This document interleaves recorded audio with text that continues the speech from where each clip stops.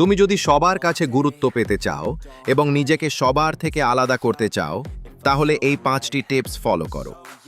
1. সবার নকল না করে নিজের কথা বলার ধরন বা পোশাকের মধ্যে একটি স্বকীয়তা বজায় রাখো। এটি তোমাকে ভিড়ের মধ্যে সহজেই পরিচিত করে তুলবে। 2.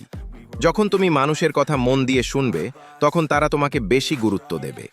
কম এবং দামি কথা বলা মানুষকে সবাই আলাদাভাবে সম্মান করে। 3. প্রতিদিন নিজেকে আপডেট রাখার চেষ্টা করো।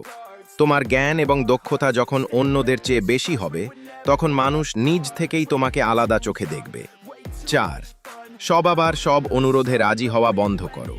নিজের সময়ের মূল্য দিলে এবং প্রয়োজনে না বলতে জানলে তোমার ব্যক্তিত্ব আরও দৃঢ় হবে। 5. তুমি যাই করো না কেন তা পূর্ণ আত্মবিশ্বাসের সাথে করো।